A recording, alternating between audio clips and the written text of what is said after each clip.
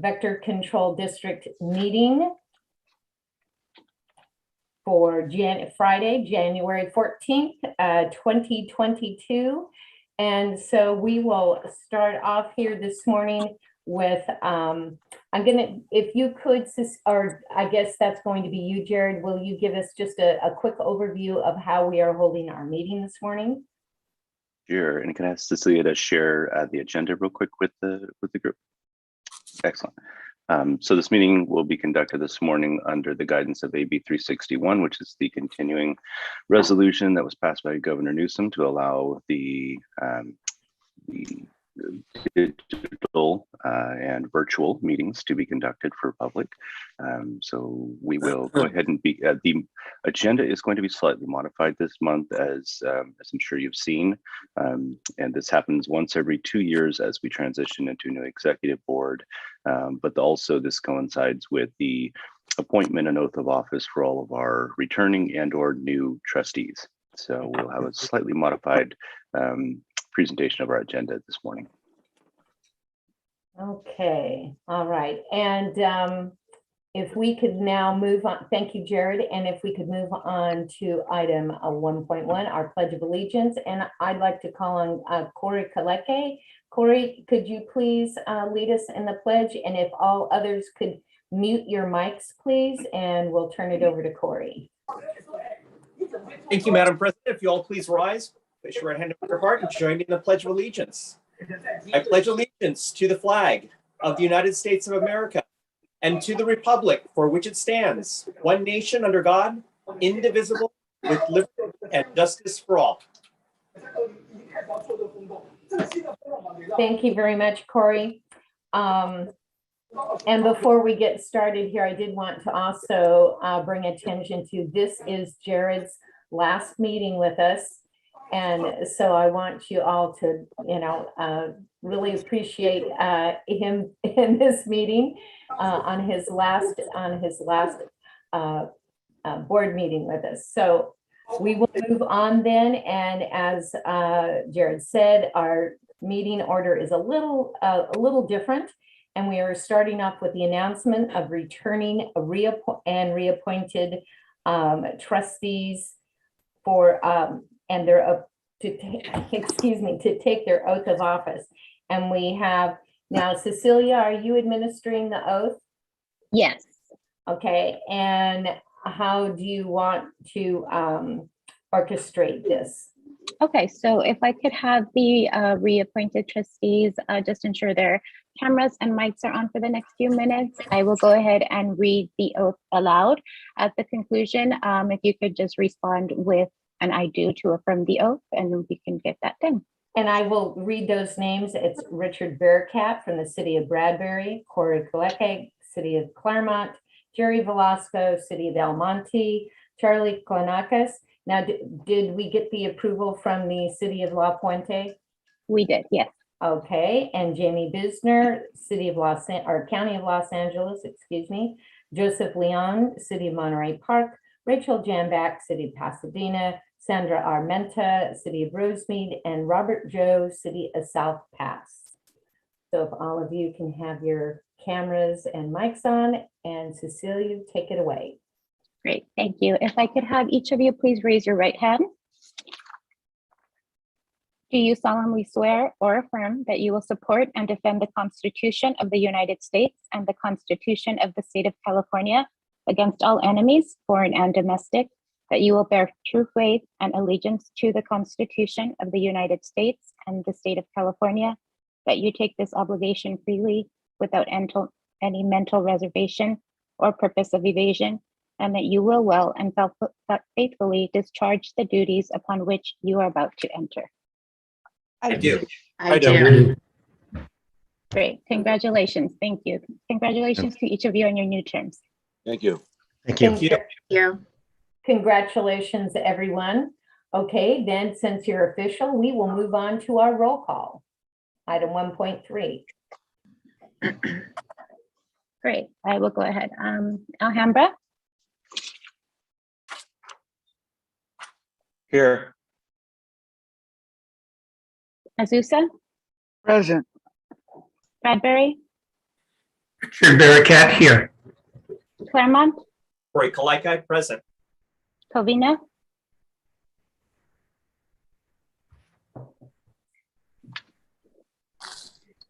Covina, I think I saw Trustee Morgan. Are you there? Duarte, Margaret Finley present. And I just have to make the point that you guys, we are all very lucky with vector control to have Cecilia. It makes me super sad because she left our city to come to work for the vector control district. So anyway, we miss you there, but I'm glad to see you at least once a month, Cecilia. Yeah. Margaret, Yeah. thank you for preparing her so well. She's done an excellent job right at the gate. Great, thank you. And we love having her. Our game. Sorry about your loss. I know. thank you so much. Thank you. Almonte, Yes, Jerry Velasco. Glendora, Present. Industry,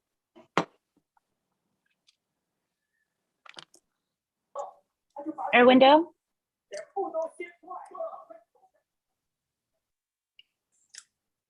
La Puente, Here.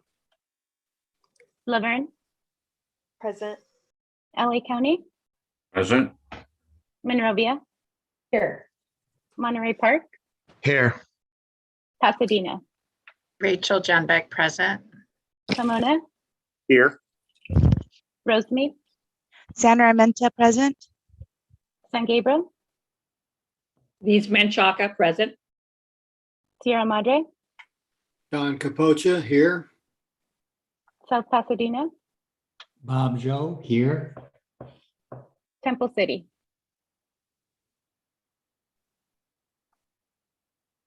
Walnut, Alan Wu here. West Covina. Lloyd Johnson here. Thank you. And can I circle back just to Covina, Henry? Is Trustee Morgan here? No? Okay. Thank Did you. see him online. He may not be able to unmute. So Okay. Trustee Morgan, if you're able to communicate with staff via email, please let us know if you can acknowledge your attendance. Great, thank you. With that, we do have a quorum. Great, thank you very much. Moving on then to item 2, consider resolution number 22-01, resolution of the Board of Trustees of the San Gabriel Valley Mosquito and Vector Control District proclaiming a local emergency, ratifying the proclamation of a state of emergency on March 4th, 2020 by California Governor Gavin Newsom, and authorizing remote teleconference meetings of the legislative bodies of San Gabriel Valley Mosquito and Vector Control District for the period commencing January 14th and running until February 13th pursuant to the applicable Brown Act provisions. And that's Exhibit 2A in your packet. And I will say that in the future, you will see this as a part of our consent calendar. But at this moment, do we have any public comment? We do not. Move approval, Madam President. Thank you. Second, Jerry. Okay, did you get that? Do we have a motion and a second? Then can we have a roll call vote? One second.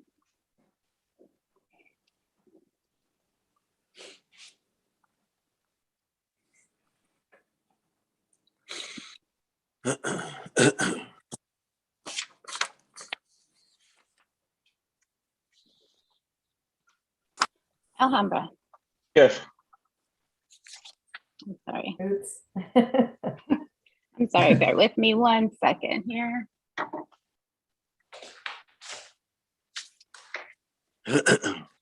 Azusa, Yes. Bradbury, Yes. Claremont, Yes. Covina, Duarte, Yes, Almonte, Yes. Glendora, Yes. Industry, Erwindo,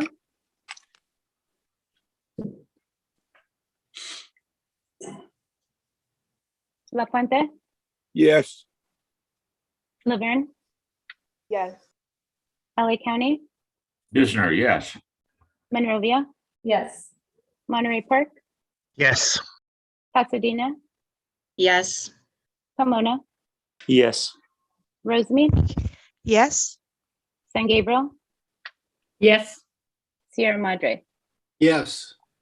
South Pasadena, Yes. Temple City,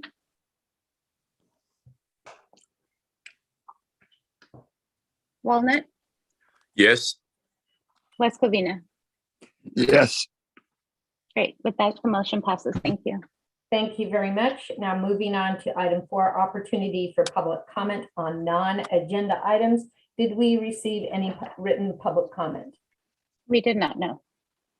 And I'm not seeing any raised hands from any of the participants or anyone. Okay, then we will close that portion of our meeting and move on then to item 5, which is the election of 2022-2024 nominated officers of president, vice president-elect, secretary, treasurer, and treasurer for the Board of Trustees. And I will turn that over to Richard Barakat, who is the chair of that committee, for that nominating committee. Richard? My computer's working a little weird today. Okay. Well, we can definitely hear you. Good. So let me get to that.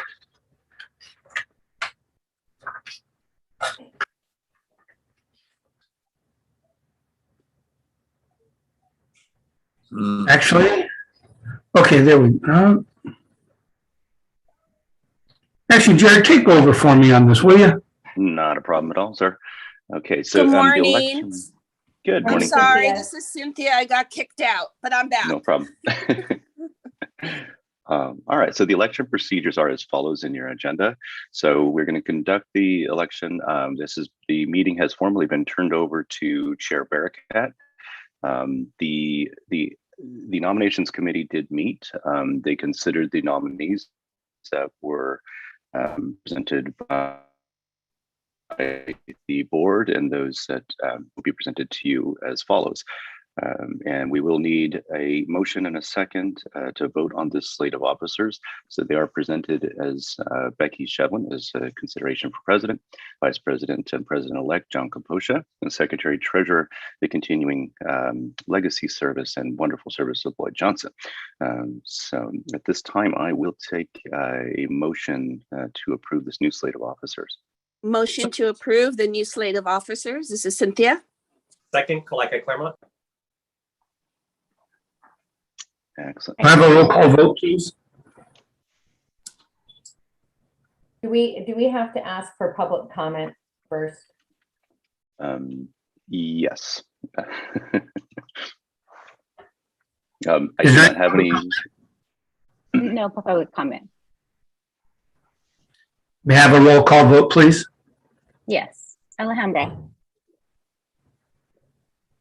Yes. Azusa, Yes. Bradbury, Yes. Claremont, Yes. Covina, Duarte, Yes. Almonte, Yes.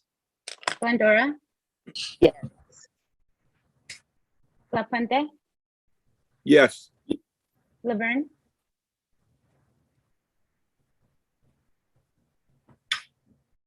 Yes. Now I can vote, right? Yes, Henry, is that you? That's me. I've been voting yes on everything. Thank you. thank you. I'm using my, can't get my computer to pick up the program, but I can hear everything you're doing. Thank you. LA County, Yes. Monrovia, Yes. Monterey Park, Yes. Pasadena, Yes. Pomona, An enthusiastic yes. Rosemead, Yes. San Gabriel, Yes. Sierra Madre, Yes. South Pasadena, Yes. Temple City, Yes. Walnut, Yes. West Covina. Yes. Great. With that, we do have the motion passes. Thank you. I would like to thank this group for volunteering to do this work. It's a lot of extra work and sometimes it's way too much extra work. Right, Becky? Yeah, but enjoyable and a great team to work with. And I also wanted to make sure that we thank Tim Sandoval for being our vice president. Thank you very much, Tim, for your great work for your 2 years. Thank you, Becky. And welcome on board John Capocha as vice president. And thank you, Lloyd. I think you've got a great team going forward. And do we have to be sworn in or anything? No, the vote of the board ratifies your position. All right, I guess we're official. This is much different than it was the first time around when we were there in the boardroom, and I have a nice picture at the moment. So thank you very much. Trustee Kaleka, you had a comment? I'm just going to ask. We maintain an executive committee, correct? And do I remain as immediate past president as a part of the executive committee, or does that change at this point in time? I would say, I'm going to go out on a limb here, and Kelly, you can chime in, but I would say yes, because we do need to maintain the membership count on there. That will become important on our discussion as we move into closed session. I can explain to you why that will be important. Okay, thank you. And thank you, Corin. Okay, we will now then move on to our consent calendar, which are items 6.1 through 6.7. And unless there's something that needs to be pulled, or Move someone, consent, Finley. thank you. Do we have a second? Second, Kaleka Claremont. Can we have, and do we have any public comment on our consent calendar? We do not know. Okay, great. Then can we have our roll call vote, please? Yes. Alhambra, Yes. Azusa, Yes. Bradbury, Yes. Claremont, Yes. Covina, Yes. Duarte, Yes. Almonte, Yes. Glendora, Yes. La Puente, Yes. Laverne, Yes. LA County, Yes. Monrovia, Yes. Monterey Park, Yes. Pasadena, Yes. Pomona, Yes. Rosemead, Yes. San Gabriel, Yes. Sierra Madre, Yes. South Pasadena, Yes. Temple City, Yes. Walnut, Yes. West Covina. Yes. Great, thank you. With that, the motion passes. Great, thank you very much. And I did miss one of our items on our agenda, and that was order of business. And I don't believe there's anything that we're taking out of order this morning or needs to be addressed on an emergency basis. This is a little unusual in our normal agenda, but then we will go ahead then and move on to item 7, which is presentations. We have none. And so with that, we will, and Jared, did you want to make a comment before we moved into closed session? Did I? Oh, no comment at this time. Okay, all right. Then I believe Levy will be moving us into our closed session. Are we going to be seeing a little link there that? Absolutely. At this point, I'll be assisting Cecilia, moving all trustees, Jared, Rose, and then legal counsel Kelly into the closed session. You should see a pop-up. If you're calling on the phone, you should automatically be moved into the closed session. I'll be opening up the room in 3, 2, 1. Okay, just click the join. Click the join, yes. Click the joint.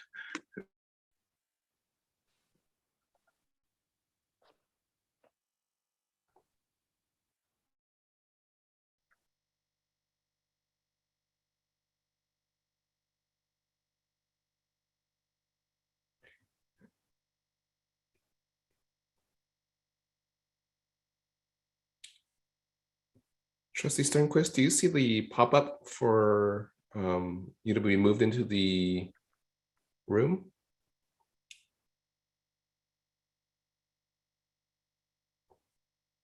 I'm not hearing a response from Trustee Sternquist.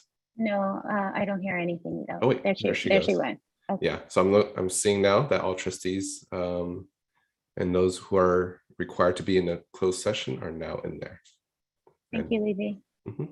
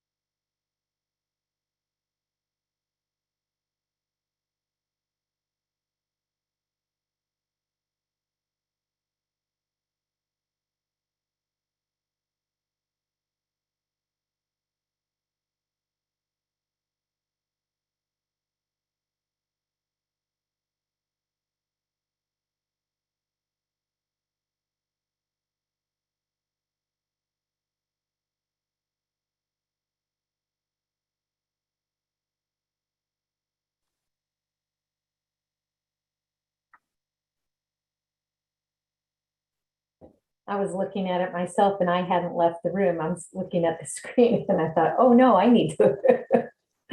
Oh. And Kelly, I'll ask you to report out and then I can ask for the motion.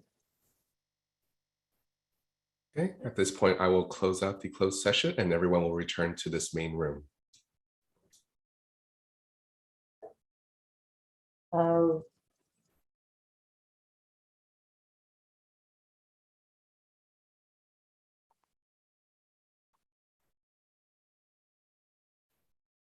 Okay, are we good to go?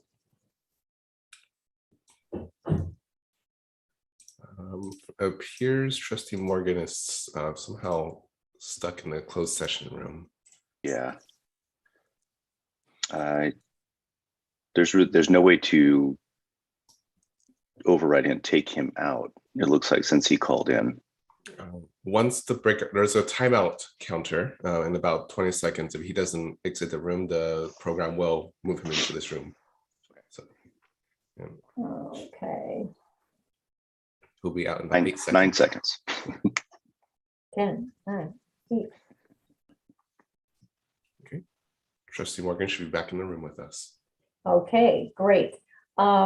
We are now back in open session. I will ask our legal counsel, Kelly Black, to report out for us.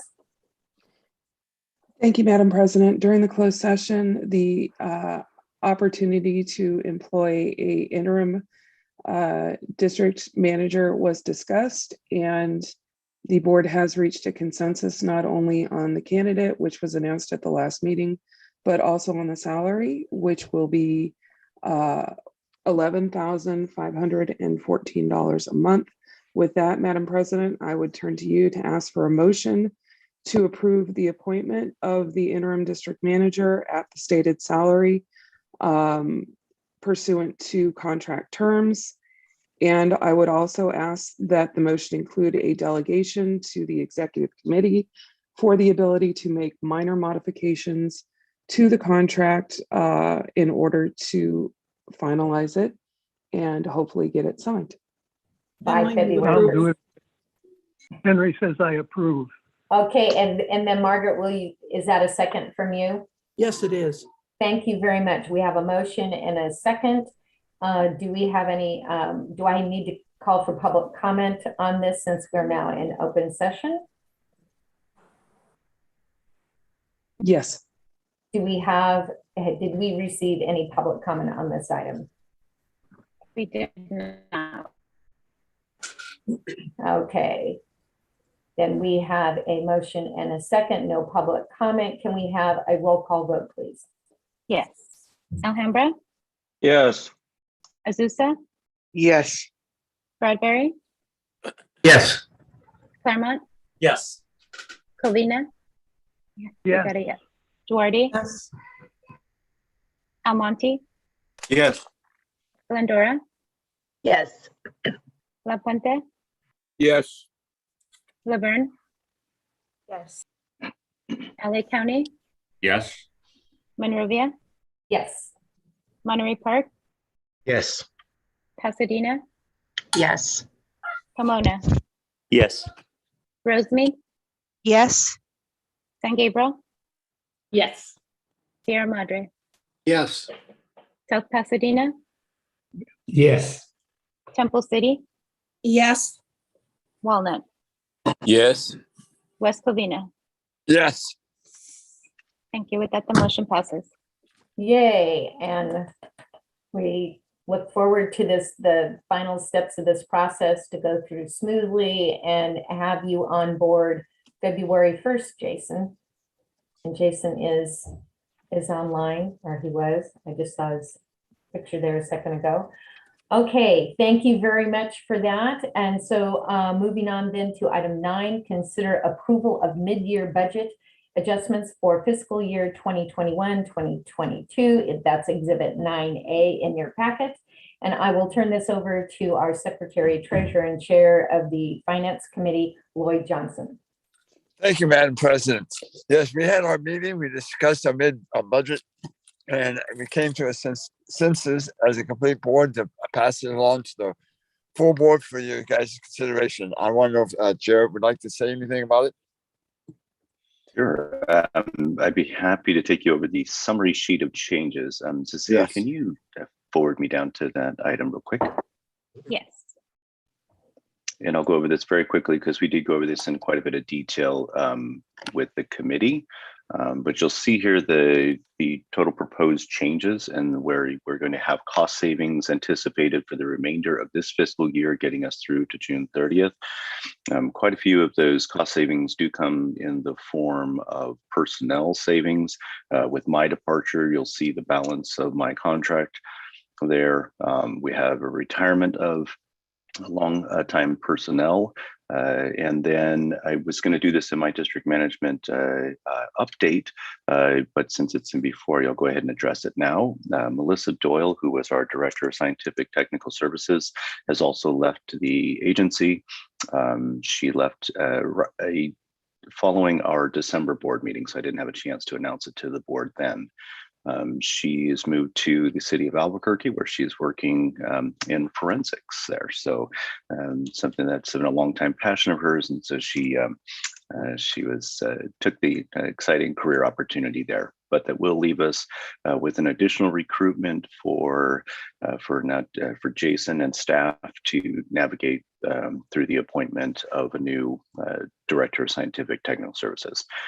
But that will result in a gap in payroll, which will help us get through the remainder of this fiscal year in the black.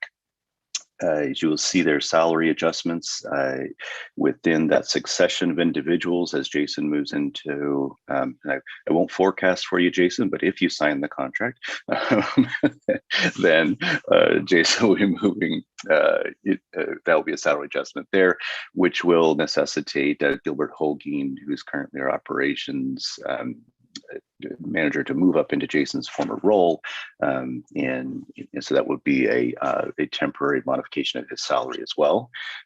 Overtime is anticipated to be a little bit greater than projected at the adoption of this budget last year, so we want to make some changes there.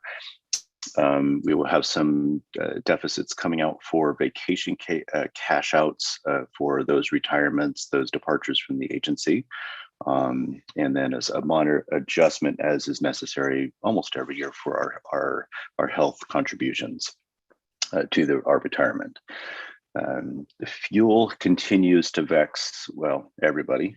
I'm sure you feel the impacts of the fuel prices in your own personal finances, and it's no different for the agency. So we want to make sure that we're appropriately funded in that line item for the remainder of the year.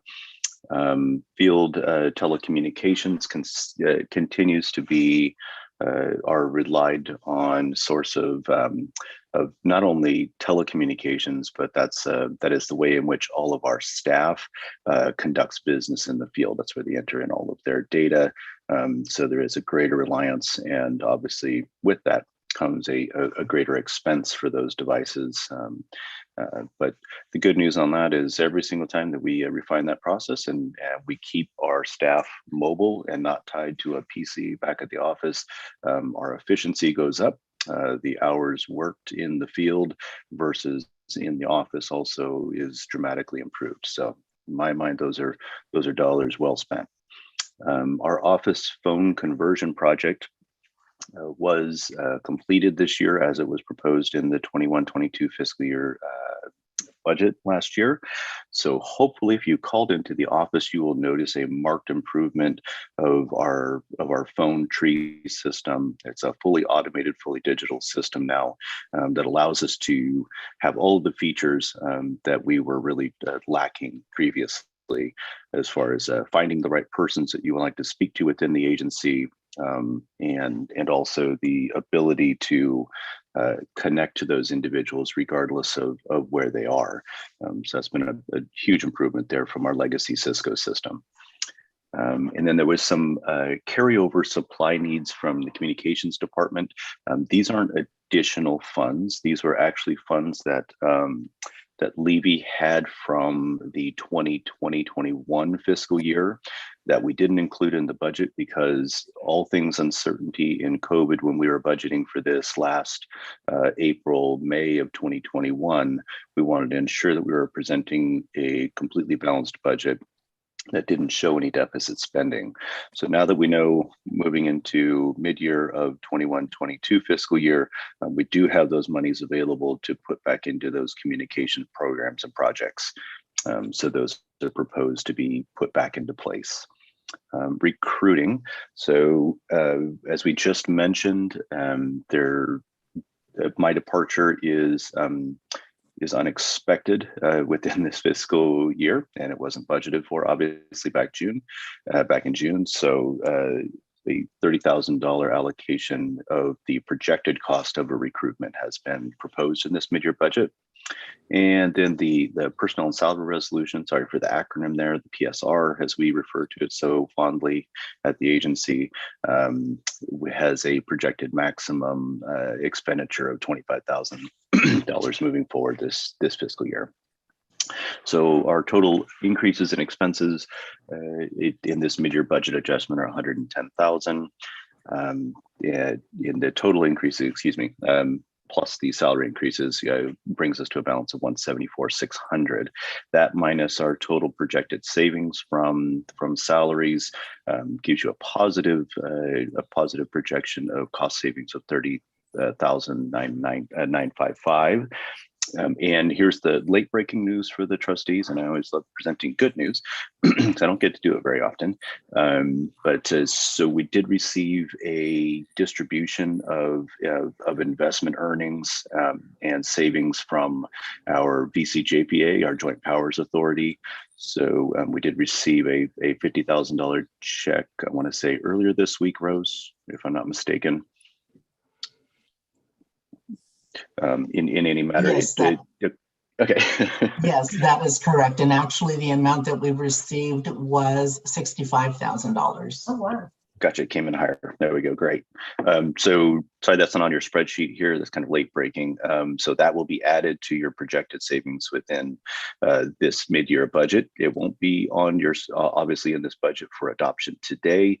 You will see that when we conclude the fiscal year, when those projected numbers become actual numbers in the 22-23 fiscal year budget that will be proposed.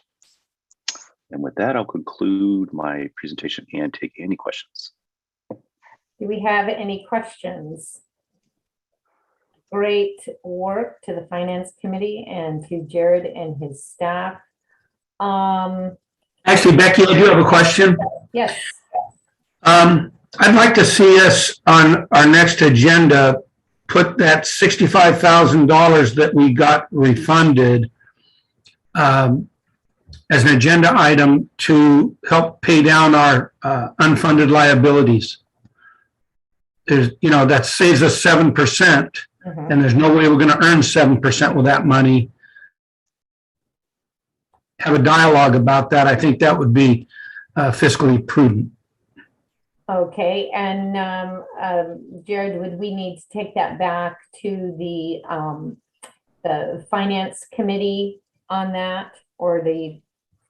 No. So what we're doing, and that's a great point, Trustee Barakat. Those monies will be put, as you can see at the bottom note, we are indicating a cost savings from the previous fiscal year of $266,427. Those monies are going to be put into our capital projects reserve fund temporarily. And so the $65,000 from our VCJPA distribution could also be put there as a placeholder. And then the board can withdraw those monies for whatever purpose they see fit. I.e. paying down those pension pre-funds or Opeb pre-funding of those debt obligations. So we can put that there, so allow for that discussion to take place with the board. And it's under your purview and complete right to move those monies to wherever you'd like to expense them. I guess what I was saying is then that further discussion, would that be proper to have it first go to the Finance Committee, or can we just bring it directly to the board? Yeah, so I think the next agenda item might inform Right. that discussion, right? Yes, yes, We're kind of yes. moving into that exact Yes. same parallel discussion. Yep. Okay, well, do you Okay. mind then, Rick, if we finish up that discussion in the next agenda item? Oh, that's fine. It just flashed into my brain and I thought, well, that's a money saver. Great, great. Mr. Capocha. Yeah, hey, Rick, we did discuss that briefly in a larger context, actually, at the last meeting. You weren't in attendance, but, I suggested that we have a larger discussion on, what do we do going forward?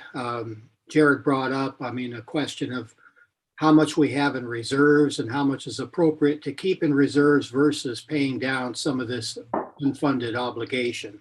So, yeah, we should bring it up as a full board, just as a discussion item. And then I think it would go back to the finance committee to make specific recommendations.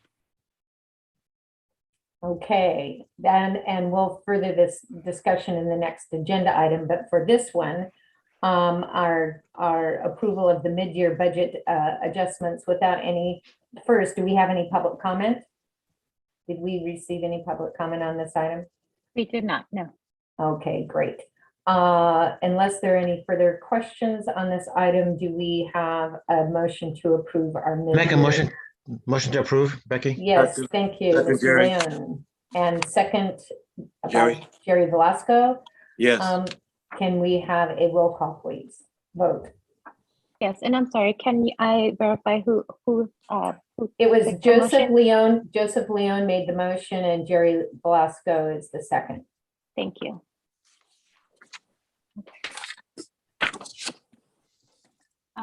Thank you. Alhambra, Yes. Azusa, Yes. Bradbury, Yes. Claremont, Yes. Covina, Yes. Duarte, Yes. Almonte, Yes. Glendora, Yes. La Puente, Yes. Laverne, Yes. LA County, Yes. Monrovia, Yes. Monterey Park, Yes. Pasadena, Yes. Pomona, Yes. Rosemead, Yes. San Gabriel, Yes. Sierra Madre, Yes. South Pasadena, Yes. Temple City, Yes. Walnut, Yes. West Covina. Yes. Great, thank you. With that, the motion passes. Great, thank you very much. And good news that we've got some money to work with there. You're leaving us in a good position, Jared. Okay, moving on to item 10, consider approval of Calpers, other post-employment benefits, Opeb, and pension unfunded actuarial liabilities, our UAL and contributions. That's exhibits 10A, 10B, 10C in your packet. And so I will turn this over to our Secretary Treasurer, Lloyd Johnson, to lead us in this discussion, and then how you want to proceed, Lloyd. Okay, thank you, Madam President. You know, like our last mid-year budget discussion, we had a very good meeting. A lot of things were brought up. We made some very good suggestions that we want to go forward with the board. And at this time, you know, Jared does a great job. I'd like to have him go ahead and tell us. Be happy to. Cecilia, can you click on the manager's report for me real quick? Sure. Great. Okay. So at our meeting, we did discuss these two options for the prepayment of either our pension or our Opeb liabilities for the agency. As with all public agencies, those liabilities continue to escalate year over year, and also they're rarely positively impacted, mostly negatively impacted by either under market performance, investment restrictions, rising costs of healthcare, increases in our personnel count, and then also increases recently in our number of retirees that are actually calculated against that debt. So with that kind of perfect storm of elements, our UAL, our unfunded accrued liability calculation that we receive every year from our actuarial, continues to go up. This is a familiar story for you in your cities and other agencies that you may sit on those boards. As we see this trend continuing in California. So the effort here in the session of this item is to get ahead of those debt obligations, to pay them down as rapidly as possible, and to Trustee Barricat's point, to stop paying the 7% interest on this debt. And it's not just the interest, it's also every year we really have a very difficult time in projecting how much these debts are going to go up based on elements that are completely out of our control. And that would be the performance of the collective fund that dictates your share of the debt of these pension and Opeb obligations. The only way to really truly hedge down the bet of that market performance or lack thereof is to pay down those debts either into a 115 trust, and that allows us for some liquidity of our money. There are some caveats within the 115 trust that allows us to be able to retain those funds and use those funds, or you can pay down those debts directly as they're calculated to Calpers, which also eliminates that liquidity. And potentially could be a threat in the future, because if the fund all of a sudden started performing at its stated performance, you might then have overpaid into the system. The likelihood of that is quite low, so the risk there of contributing those funds is also quite low. So the discussion that we had in committee did consider both the pension pre-funding, as you see here, our total obligation for debt for our Calpers Classic members and our Calpers Pepper members. And then Cecilia, can you go to one page for me, please?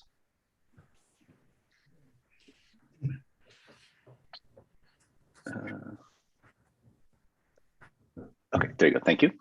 And then you will see here our calculated Opeb debt.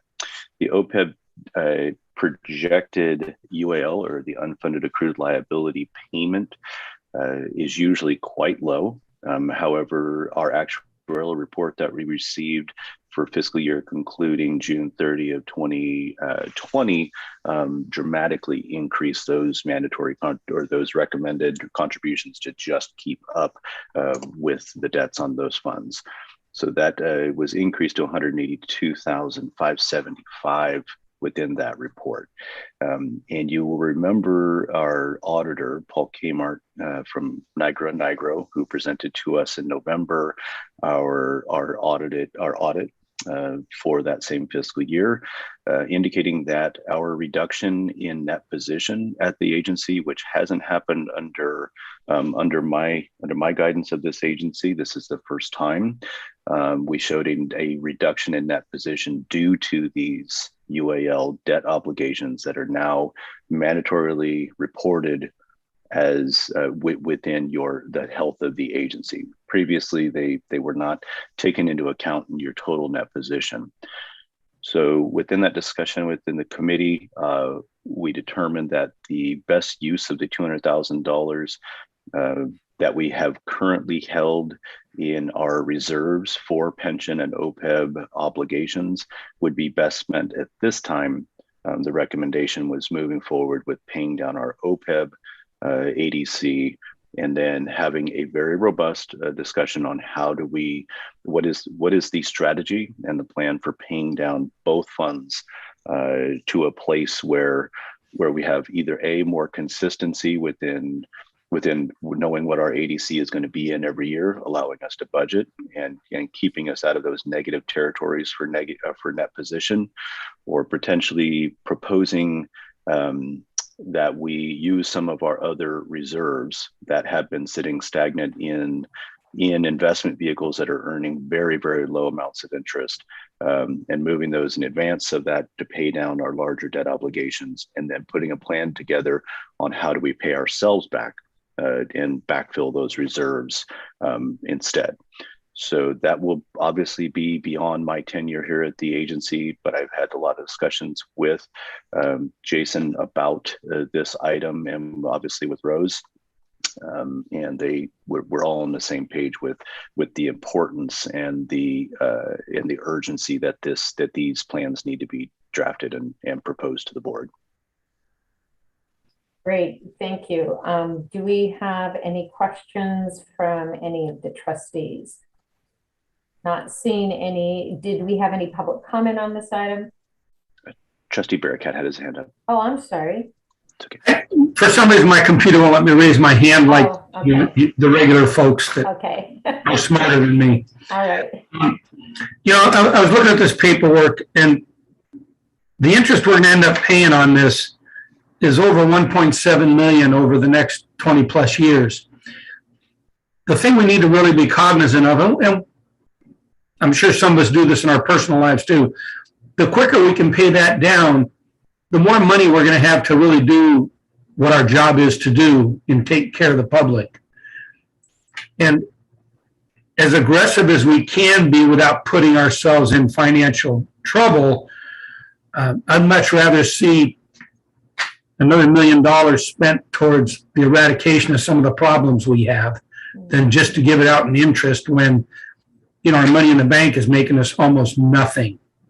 And with interest or with inflation going the way it is, that 7% interest that we're being charged now, that's going to skyrocket because you already see interest rates on home loans going up. Personal interest is going up. I mean, Jared, what do you think?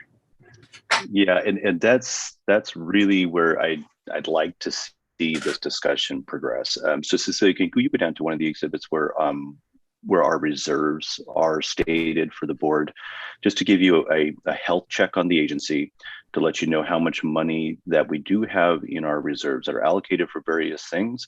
See one more page for me, please. Okay, there we go, right there. So you'll see a total net reserves of right about $2.15 million. And again, these monies are sitting in very, very underperforming and restricted investment vehicles like LAIF. And so you're right. Good money over bad is to get ahead of those interest payments. That public health emergency fund has been sitting stagnant there for many years. And it's not because we haven't seen the need to contribute to it. There hasn't been a public health emergency in many years that required us to draw from that reserve fund. I'll go on record to say I don't anticipate, and obviously I don't have a crystal ball, but there aren't any threats on our horizon right now that I could reasonably anticipate us needing the entire balance of that fund.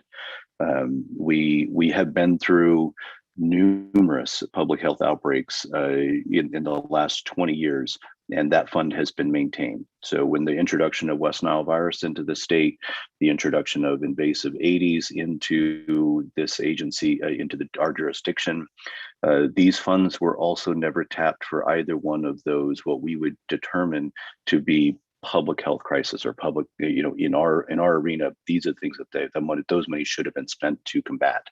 And we were able to live within our means. We were able to operate within our operating budget at that time without touching those reserves. So there's a reasonable and a rational argument that could be made that we should be using some of these capital reserves for the purposes of paying down our debt obligation, so that we can get in charge of our own future. One of the things that we do when you pay that down, if you were to eliminate this debt, let's say, you continue to make that payment, but now you're making that payment to yourself to build those funds back up again, and we're saving that 7%, so we could actually pay ourselves back even faster than what we're paying them down now. Yep. And so we really end up on a win-win situation. For purposes of this agenda item, and Corey, did you have a question? Well, actually, a follow-up on Member Barricat, if I may. Sure. Yeah, I want to support what Rick is saying, in our community over the last decade, we've been making additional payments, and we recently had a presentation. Well, not recently; it's been about a year, but by the PERS representatives, and our community has saved over $3 million in interest by making the discretionary payments over the years. And not only that, this past year, PERS performed particularly well. Their investments were upwards 20% return. And so we haven't even gotten those numbers yet, but we could be, upwards $5 million in interest savings because we made those discretionary payments. So it is significant. One other thing I just want to throw in there, because I heard the 115 trust mentioned, and we considered that. My colleagues went another way than I did, but I had a couple of concerns with that. You end up being put in the position where we have to make decisions about investments. And going back in time, a city council before me was enticed by the Orange County pool. Some of you may recall that, and invested in that, and it went bankrupt under former Orange County Treasurer Citron. And our community was impacted by that.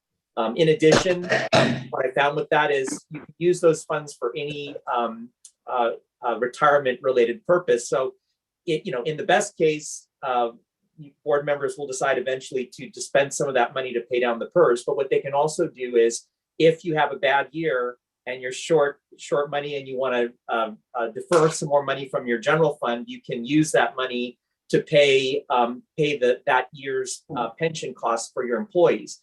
So if your belief now is that you want to pay down this, to leave something better for our successors on this board, it's better just giving it to PERS. If you put it in a fund, there's a chance that future board members could decide to not use that to pay down the pension debt, and that money won't be used for that purpose. So that's one word of caution for the 115 trust. But on the other hand, a word of encouragement to consider what Member Barakat is saying. Thank you. Okay, for future discussion, our proper procedure then, we are considering the 182,575 to pay down our Opeb obligation. And then if we want to pay additional amounts, we should be bringing that back to to a future meeting for further discussion and approval. Is that correct? It is also the purview of the board. If you'd like to suggest or recommend a different amount that is stated on the agenda, you may do so.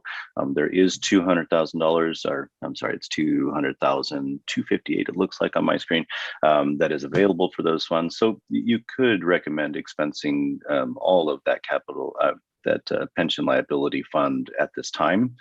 The $65,000 mentioned previously, as it wasn't reflected in the mid-year budget, that will need to be brought back to the board. So those, if we did want to allocate those to the same similar effort, we would need to consider it as an independent item. Okay. Do we have a recommendation from the Finance Committee for an increased amount, or from any board member? John? Yeah, I would like to suggest that we wait a little bit, and my preference is to just go with the recommendation as it's presented and have the larger discussion. And rather than piecemeal it, let's come up with an overall strategy that the board can agree on after we get a staff report that details out our position and an analysis about how much reserves are appropriate, and maybe that would involve also just a comparison of reserves of other vector control agencies, just to help us give us another data point, just to help us make a decision. And then once we get a consensus, then move forward at that time. And I think we should do this pretty soon. Okay, do we have any other comments regarding Mr. Capocha's comments? If not, do we have, yes, Rick? I agree with John in regard to, we should do this very quickly. The longer we wait, just the more it costs us. It's, I hate to bring this up, but like the the sanitation district, their unfunded liability is $50,000 a day in interest. No, I agree with you. I mean, again, Sierra Madre, we were one of the early ones to get on top of this, and our financial position is better than pretty much every city around us because we aggressively got on top of this. So, Okay, then yeah. in the interest of time, do we have a recommendation then for this meeting to go ahead and approve the recommendation and then to bring back at hopefully our next meeting, February 11th, which will be my birthday, to have the further discussion, and in the meantime have take this matter to the Finance Committee for a more in-depth analysis and bring back further recommendations for the governing board's consideration. I'll make that motion. Thank you. Do we I'll have second it. Okay, we have a motion and a second. Is there any further discussion on this? Okay. Yes. President Shevlin, can I ask for clarification? So Yes. the motion on the floor right now is to approve the expenditure of the 182? Right. Yes. As stated. Yes. Yes. Okay. Thank you. And then to bring back for further discussion of our next meeting. Okay, we have a motion and a second. Can we have a roll call vote, please? Yes, and can I clarify, I have a motion by Claremont and a second by who? It was a motion by Rick Bearcat, second by John Capocha. Thank you. Okay, so roll call, Alhambra, Yes. Azusa, Yes. Bradbury, Yes. Claremont, Yes. Covina, Yes. Duarte, Yes. Almani, Yes. Glendora, Yes. La Puente, Yes. Laverne, Yes. LA County, Yes. Monrovia, Yes. Monterey Park, Yes. Pasadena, Yes. Pomona,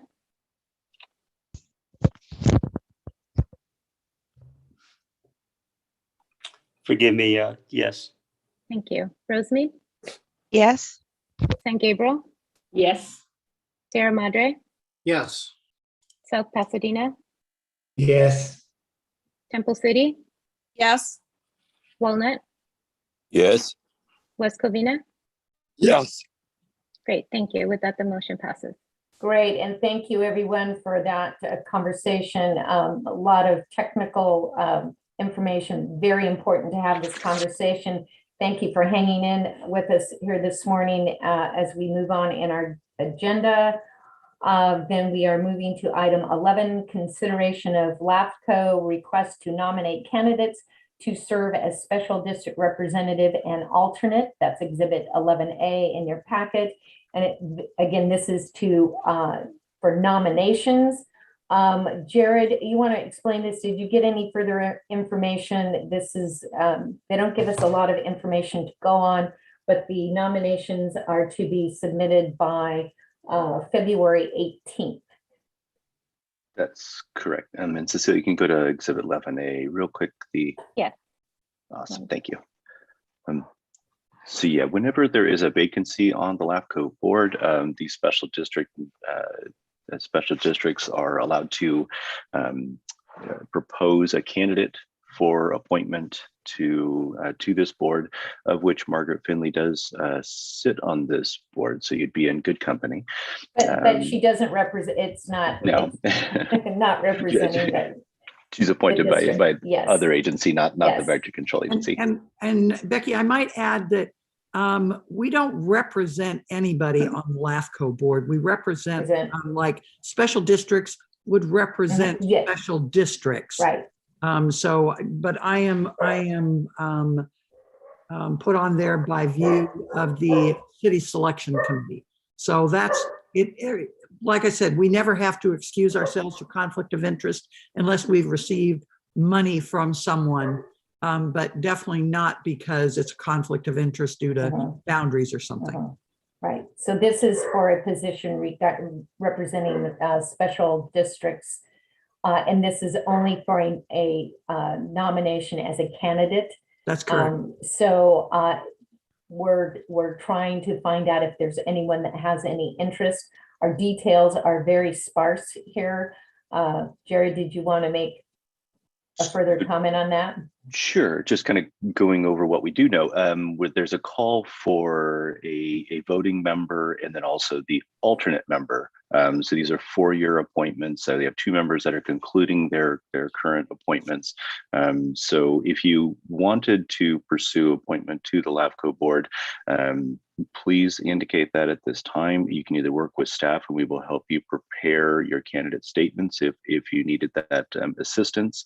Otherwise, there is as you can see here in the last paragraph, just like to prepare a statement of qualification for consideration of the Lafco board. And then if I'm not mistaken, Margaret, this gets sent out to every participatory agency of special districts within the county. And then you as the governing board are the persons that get to cast a vote for the candidates. Is that correct? No, actually, it's the members of the special districts that do it. We don't have anything to do, like cities select me. Okay, so the special district members of special districts select their members, their representatives. Right. And it's the presiding officers as stated there in that letter. So the presiding officers would be you, the members of the Board of Trustees. As it's been presented in the past, but it's been 4 years since we've gotten this announcement. Am I reading that correctly, Trustee Finley, that you would be the ones that would be considering the candidates and then ultimately determining the vote that would be submitted back to Lafco? Wait a minute, you're saying I am voting for this member to sit on the board? No. Yeah. Don't. We don't. So, I tell you what, in the interest of time, and I know the details are very limited here. If anyone on our Board of Trustees has an interest in becoming a candidate for this position, I would ask that they contact staff. There's also, I believe there's a website that they can go to get additional information, hopefully. And we will assist you in making that application as a candidate. And that, as I understand it, then ultimately when the candidates are selected, then it would come back to us to vote for a candidate. It may be someone on this board, could be someone else. Is that correct, Margaret? Yeah, again, they send out letters. It's not a super simple process, but Jerry Gladback is our current chair. I don't see Jerry giving up real soon. Mel Matthews is fairly new on the board. Again, it's hard to go up against incumbents because people just don't really know who new people are. So they typically will just go ahead and go with the incumbent. So that's what I know, but I don't think Jerry Gladback is going to be giving this up anytime soon. So again, I'm not trying to dissuade people. I'm just letting you know kind of the reality of it. So we don't get into the what if conversation today with the lack of further information from Lafco. Again, if someone has an interest in becoming a candidate for one of these 4-year terms, you can contact staff and we'll assist you. Does that sound reasonable? Yes, absolutely. Okay. Do we have any questions, comments? Great. Did we have any public comment on this matter? This item? No, we did not. Great, thank you. Moving on to item 12, district administration. This is Jared's last report out to us. So Jared, take it from there. Excellent. Let me see. My screen disappeared here, of course, right when I need it. There we go. All right. So COVID update. I'm sure your cities and your other agencies that you're appointed to are in the midst of the same the same struggles as we are. We do have multiple individuals out that are either in limbo with exhibiting symptoms of COVID. And again, the struggles that you're all facing personally as well is the lack of testing, and also the delay in testing is causing quite a bit of absenteeism in the agency. The good news there is we have not had any employees report that infection has either potentially or prospectively occurred at the agency. So all exposures reported in their personal lives, not at the workplace. The other point of good news there is that it has not impacted the agency service. We have not had to shut down or restrict any services significantly. We are in the winter months, so our field operations are tailored back quite a bit. But we do have most of those employees returning back to the agency at this time. So let's hope that this last wave of Omicron subsides quickly and we can get back to a healthy workforce as fast as possible. All right. A quick reminder on your Form 700 filing. So Cecilia will be sending out, as your new administrator for the district for your Form 700s, she'll be sending out reminders to make sure you complete those in a timely manner. Just put that back on your radar. And the district personnel update, I did cover the departure of Melissa Doyle during our presentation of the mid-year budget. Evelyn Gutierrez and Rose Alba will begin the recruitment for that position. If I'm not mistaken, Evelyn, I don't want to misspeak for you, but within the next week or so. Or did you want to? Yes, that's correct. Okay. It would be early February. Perfect. So keep an eye out for those recruitments coming out from the district as well. And I'll keep it short and sweet for this this report, Becky, and I'll turn it back over to you. Oh, thank you very much. Did you want to make any parting comments under your report?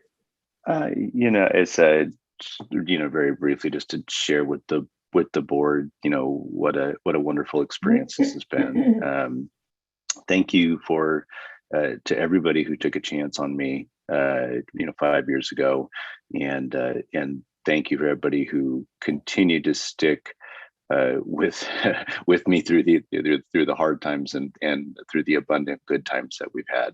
All of our successes are a direct reflection of you, the Board of Trustees, and the trust that you gave to me and that you continue to afford me has really been the foundation of what we've been able to do with this agency.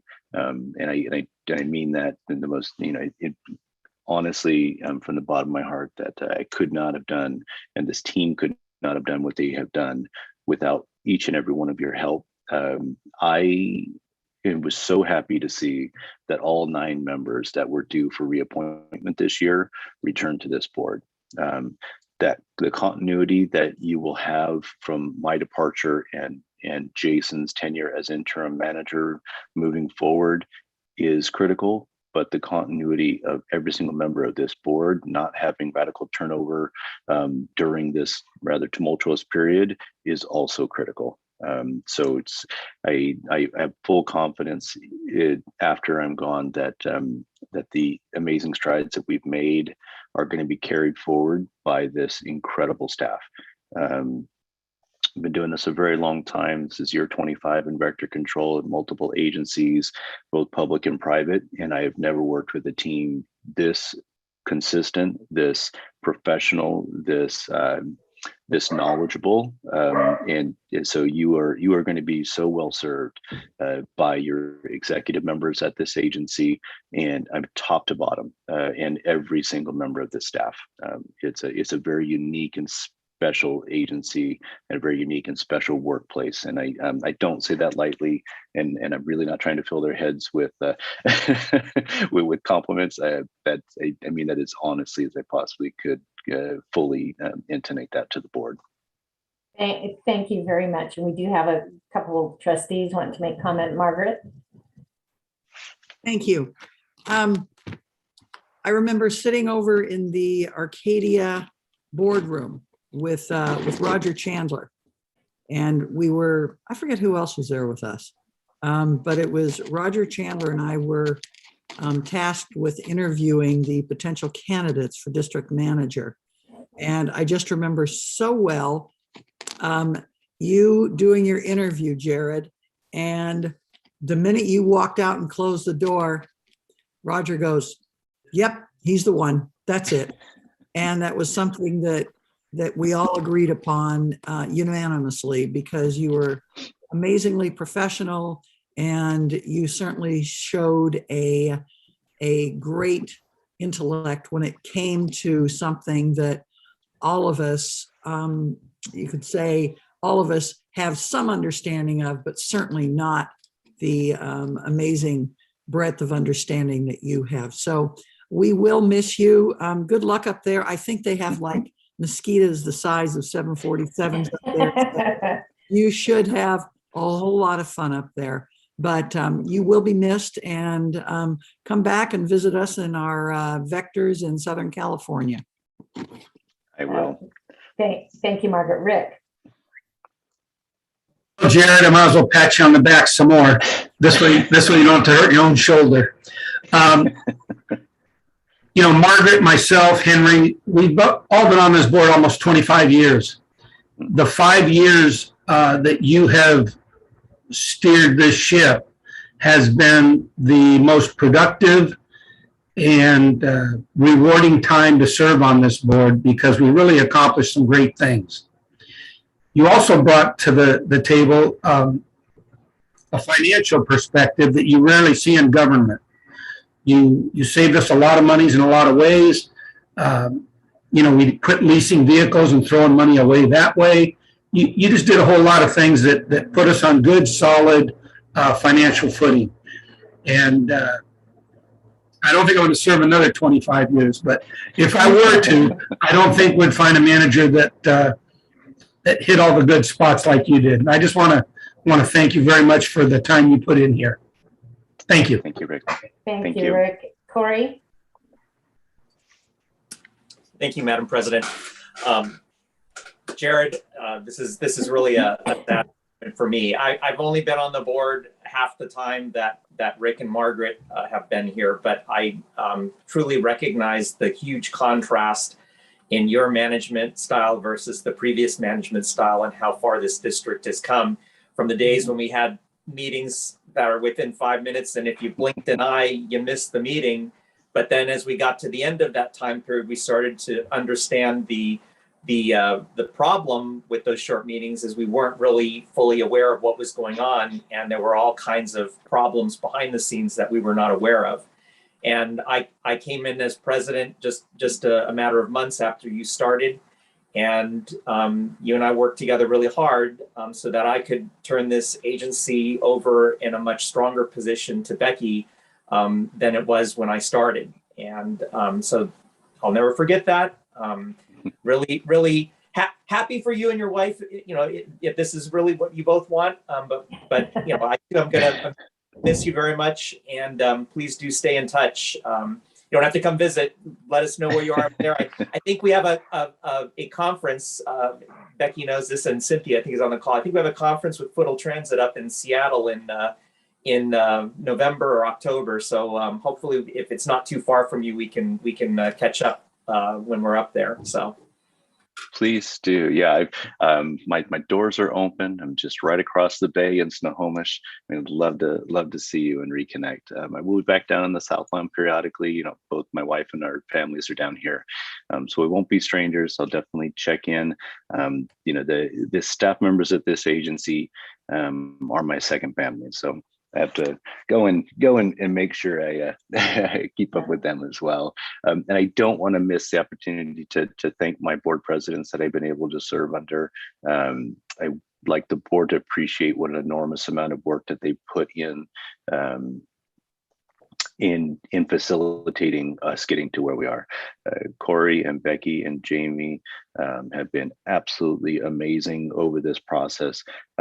It's an enormous amount of work, but it's also a lot of it's what you don't see, and that's all the additional stress and effort that goes in behind the scenes to that I could not have done this without my three presidents. And so thank you. Meant the world to me. So, Sandra, I'll take one more comment. Sandra? Thank you so much, Madam Chair. Jared, thank you so much. I know that I came on board maybe a year or so after you were the general manager. And I just want to say thank you for your professionalism, for your welcoming. I remember when you gave me the tour, your passion for this agency was very resilient when you were talking about all the great things that you had in the pipeline. And so I just want to say thank you, and I wish you much luck. God bless you, and I know that this is not goodbye, but see you later. Yes, thank you. Yes, and I concur with all the comments of all the previous comments. It has been such a pleasure, and for any of you that have ever had a chance to just talk to Jared, he has a wealth of information on so many topics, and he would be a fantastic Jeopardy contestant. So at any rate, he's always fun to talk to. We definitely will miss you, but I've got your cell number, so unless you're changing your number, I know where to find you.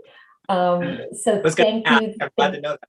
Yeah, thank you. Okay, I know that this has gone longer, but I did really want to give the opportunity for Jared to say his goodbyes and for us to comment, seeing that this is his last meeting with us. So just thank you so much, Jared. Okay. One thing I just want to maybe suggest to all of us, it's really sad that we're doing this remotely. Right. For an occasion, and this whole over almost 2 years now we haven't had the in-person contact with Jared. But something I think that we all normally do for people leaving like this is we present certificates from our community. Oh, you didn't see it? Those hopefully we can gather those from all of our communities, and if Jared's already gone, maybe we can have those sent up to him. He deserves that much from all of us, since we're not even able to do it in person. Right. Thank you for that suggestion, Corey. All right. Then we will move on. 13 committee reports. We've already heard from our Finance and Audit Committee and our Personnel and Policy Committee, unless there's anything additional that they may want to add. I will say then the matter of our pension debt will be coming back to our Finance Committee with further report then at our next meeting. Do we have any public comment on those items on the committee reports? No, we do not. Thank you. I'm not seeing any raised hands, so we will move on then to 14 trustee report, trustee committee assignments. And those, Jared had mentioned them earlier. And again, we had thought with the, we made changes to our bylaws and we expanded the committees to be consistent with 9 members, thinking that we were being far more inclusive of our trustees. But it then posed problems with our gathering quorum. So we have changed the bylaws. It's going back to 5 members for each. You will be getting, Cecilia, when will you be sending those out? I'll send those out immediately after the meeting to everyone. Okay, and so if you could please get those back as soon as possible so I can look them over and I can make the appropriate assignments to all of our committees, that would be great. And then requests for updated trustee contact information at that time too, as a part of that communication. If you could give us any updated contact information. Did want to go back to one thing under the district administration. I don't think we mentioned a reminder for the upcoming annual 700 form. I think if you serve on other boards, you're going to be getting lots of reminders and from your city council. So what is the filing date then on that final filing date? On It's form? April 1st. April 1st. Yeah. Okay. With that, and obviously new business, we discussed that under our pension obligations. We're bringing, that's really not, that's ongoing business. So yes, Rick, we will be bringing that back. Is there any other new business that anyone would like to propose for a future meeting? Corey? Not necessarily new business, Madam Chair, but I did want to make some, I was going to actually make the comment about Jared with some other comments as well, but I separated them here for the purpose. First, I want to congratulate Jason on his new role as interim, and also bring to his attention, the rest of staff, and even to the rest of the members of this board. At our last council meeting, we approved updates to our stormwater ordinance relative to changes made to state law. So I assume some of the rest of you have either done that or may be doing that shortly. In the staff presentation, among the things that they're promoting once again are rain barrels, as well as other water spreading measures. And so as the representative from our community, I sounded the alarm with staff and emphasized with them that they really need to make sure they're communicating with other boards so that we're not working against each other. The consultant insists that these rain barrels are all certified, and I just still said, my understanding is even though they're certified, they're not necessarily looked at by engineers who really understand how mosquitoes operate. And even the fact that when staff came by to check my rain barrels, they recommended that I have them double screened in spite of the fact that they already had a screen on them. So at any rate, it's very important. And the challenge is, for those communities, and this is not meant to be disrespect to those of you who are not elected members of your local city councils, but the challenge when you have communities where the city council members don't serve, a lot of times the appointees aren't aware of these conversations, and it's being missed with these organizations to have somebody on the council that's hammering staff to make sure they're communicating. But to Jason and continuing staff, I think it's very important that you maybe proactively reach out to cities and make sure that they're communicating some of their recommendations, and that we're involving ourselves in conversations when they're talking about spreading measures for communities, because in the long run, if we're not following that and things are getting adopted, we're going to end up having more work for staff to go back and address these things after the fact. So just a word of advice and caution to our staff, and even awareness to our board members as we're moving forward. Thank you. Great comments. And as we go forward, maybe it's time that we do make requests for presentations at our various city councils so that we can give some updates, make sure that those are being communicated to the city councils. And work with the representatives here, all the trustees, in making those presentations before the city councils. Okay, thank you, Corey. Any other comments? Okay, Just one quick clarification. So in that email from Cecilia, yes, update your contact information, please, your preferred email address. But then also you'll be asked to indicate your preference for agenda delivery, whether you'd like that to be a printed version or you just want to exclusively receive that as a digital copy. In respect to Corey, your comments, you are going to be well served by Jason. He has been my lead on all things Measure W since the passage of Measure W and the implementation and the planning phases for all of these water mitigation, capture, and detention projects that you're going to start seeing in your city. So he has been heavily involved in those conversations, and he will serve you extremely well in terms of making sure that the vector control considerations are inclusive of those projects. That being said, we don't catch them all. because sometimes they are errant conversations or brief agenda items that are proposed at your cities. So please, please, please, whenever you hear about anything that has to do with water impoundment, any type of water conservation or new project that involves water conveyance, please bring that to the attention of staff so that we can keep that on our radar and better help make better outcomes of those projects as far as public health is concerned. We make specific recommendations on how to make those projects less impactful for vector control for the not for the next year, but for decades to come. If we can get in on the engineering, foundational planning side of these projects. Right. Yes, I was gonna say one last item of follow-up to that. It's a little bit extra work, but if staff can maybe keep an eye on the agendas of communities, especially for those communities where there aren't city council members on the board to kind of clue you on what's coming up on the agenda. But if you see those things, you may want to sit in on those meetings and even comment during public comment if appropriate on an item like involving stormwater. Thank you. Definitely something to further discuss going forward. Okay.